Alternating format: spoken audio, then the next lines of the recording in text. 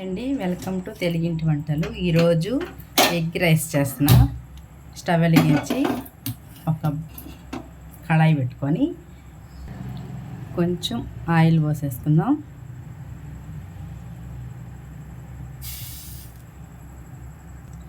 Oil వీటెక్కంగానే ఒక 5-6 వెల్లుల్లి రెమ్మలు ఇట్లాగా పొట్టు తీసేసి సన్నగా కట్ చేసేసుకోవాలి. అవి వేసేద్దాం. ఆయిల్ వీటెక్కాక వేసేసి అవి కొంచెం ఇట్లా వేగినాక నేను తీసుకునేది ఒక్క మనిషికి, అంటే ఒక కప్పు అన్నానికి తీసుకుంటున్నాను కాబట్టి ఒక్క ఉల్లిపాయ, ఎర్రగడ్డని, 2 పచ్చిమిర్చి,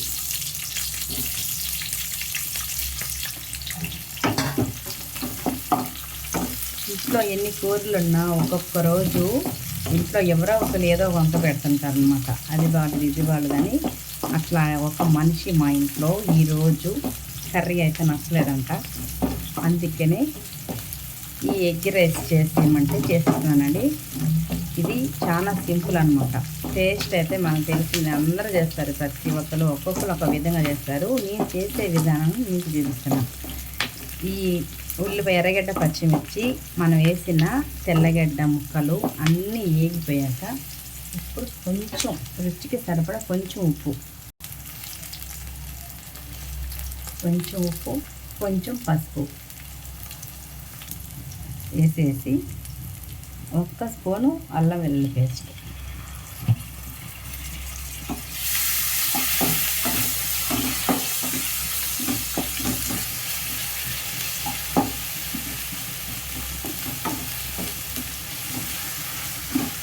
ఈ అల్లం వెల్లుల్లి పేస్ట్ కొంచెం బాగా దోరగా పచ్చి వాసన పోయే వరకు వేగనిచ్చేస్తే చాలా బాగుంటుంది అన్నమాట.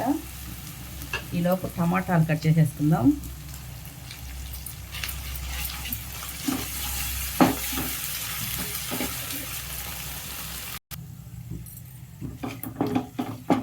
అల్లం పేస్ట్ బాగా ఎగిపోయిందండి. ఇప్పుడు నేను 4 టమాటాలు తీసుకున్నాను. టమాటాలు 1-2 ఎక్కువ వేసుకున్నా కూడా చాలా బాగుంటుంది అన్నమాట.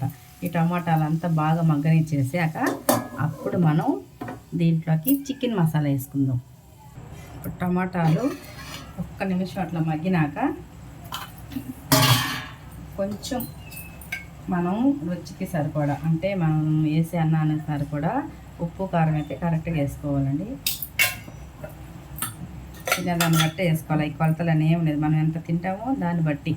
కొంచెం చికెన్ మసాలా,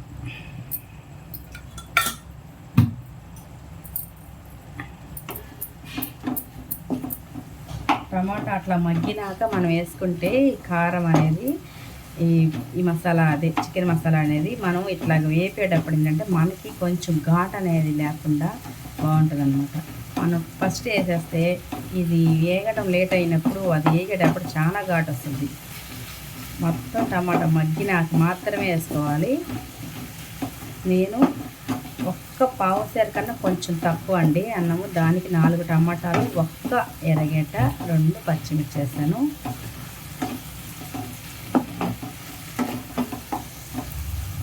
మొత్తం పేస్ట్ లాగా అయిపోవాలి. మొత్తం ఇదంతా అయిపోయాక అప్పుడు దీంట్లో గుడ్డు వేసుకుంటే ఎగ్ టమాటా రైస్ చాలా బాగుంటుంది అన్నమాట. ఇది అందరూ ప్రతి ఒక్కళ్ళు చేస్తూనే ఉంటారండి, కానీ ఒక్కొక్కరు ఒక్కొక్క వెరైటీ.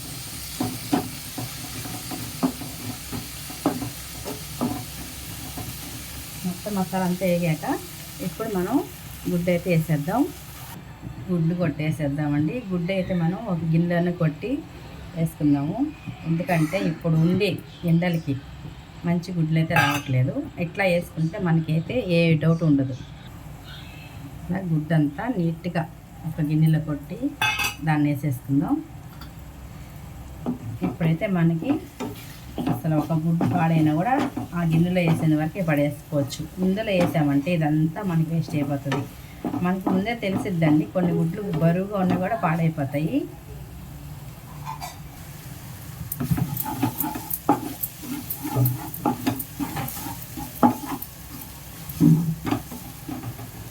ఎగ్ అంతా వేగాక ఇప్పుడు అన్నం వేసేసుకుందాం. రైస్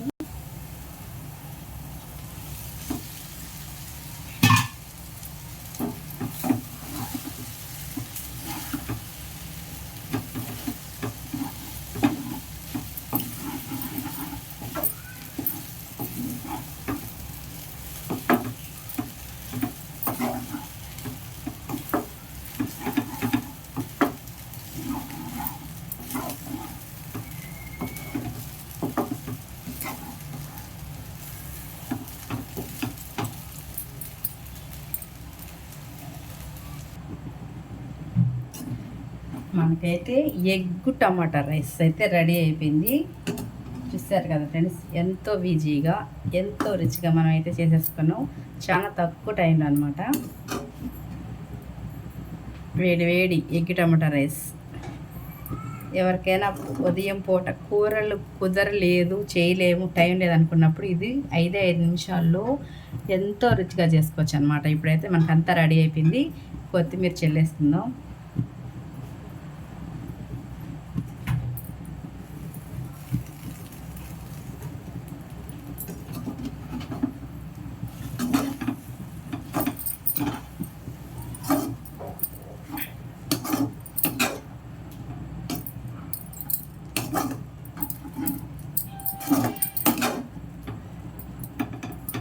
స్టవ్ ఆఫ్ చేసేసుకోవచ్చు. మొత్తం రెడీ అయిపోయింది మనకి ఎగ్ టమాటా రైస్.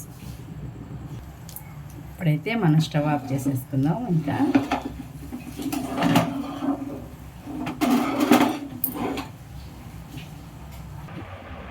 వేడి టమాటా ఎగ్ రైస్ అయితే టేస్ట్ చేసేస్తున్నాం ఫ్రెండ్స్. తప్పకుండా మీరైతే మా ఛానల్ మా వీడియోస్ అన్నీ మీకు నచ్చినట్టయితే తప్పకుండా లైక్ చేసి షేర్ చేసి అట్లానే సబ్స్క్రైబ్ కూడా చేసుకొని మీ సపోర్ట్ మాకు ఎప్పుడు అందించండి.